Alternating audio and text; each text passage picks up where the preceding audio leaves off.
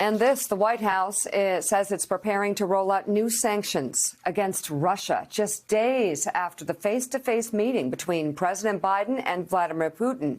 National Security Advisor Jake Sullivan announced the sanctions yesterday in response to the poisoning of top Putin critic Alexei Navalny in August.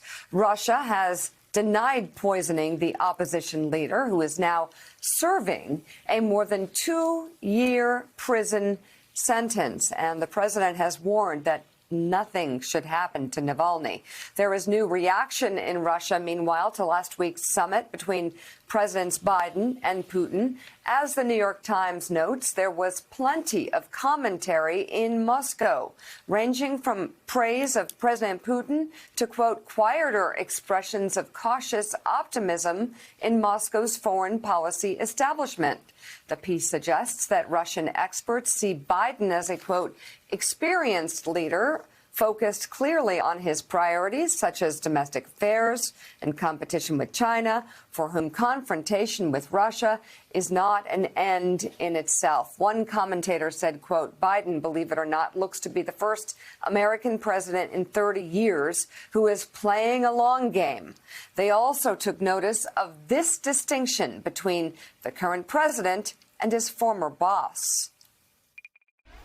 Russia is a regional power that is threatening some of its immediate neighbors, not out of strength, but out of weakness. President Putin and I had share a unique responsibility to manage the relationship between two powerful and proud countries. All right, let's bring in the professor of international politics at the Fletcher School of Law and Diplomacy at Tufts University, Daniel Drezner. And Joe, I'll echo what I think President Biden said after this meeting last week, and that is that the proof will be in the pudding. It's not how the meeting went. It's how Russia behaves in the weeks and months ahead, and how America responds if they don't follow suit with what President Biden laid on the table during that meeting.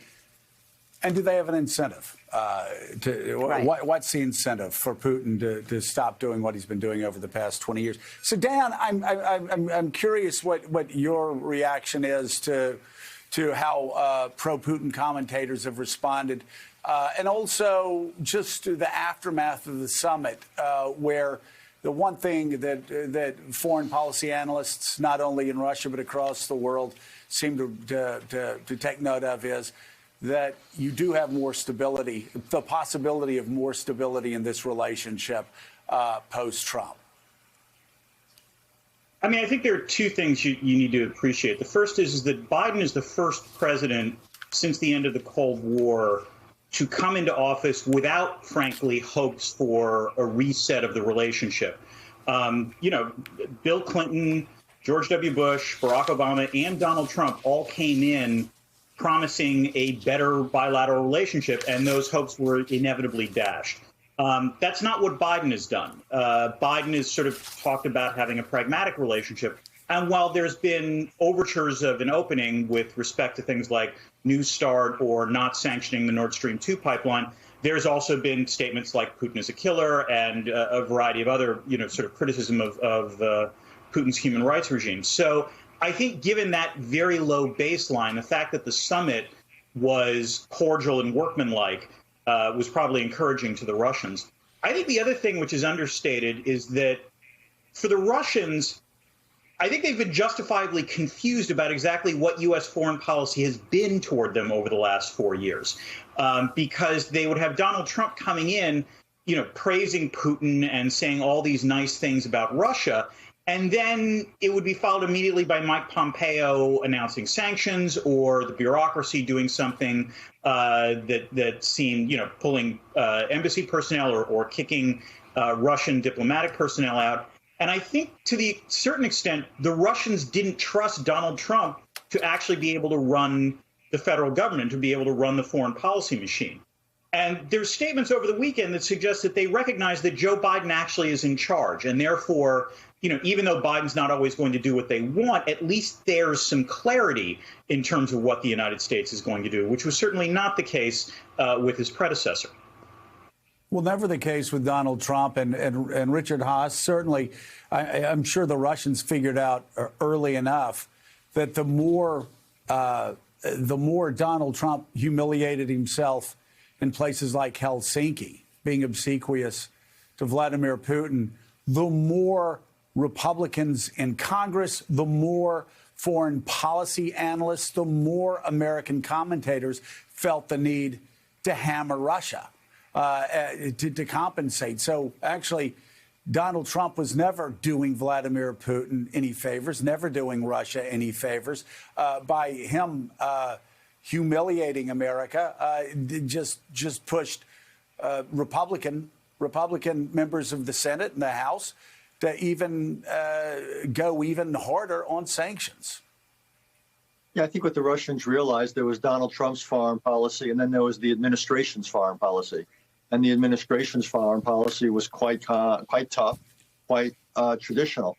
I think for the Biden administration now going forward, they got to decide, though, Joe, what their priorities are. Is it human rights in Russia? Is it the Russian political system? Because that would lead you down one path.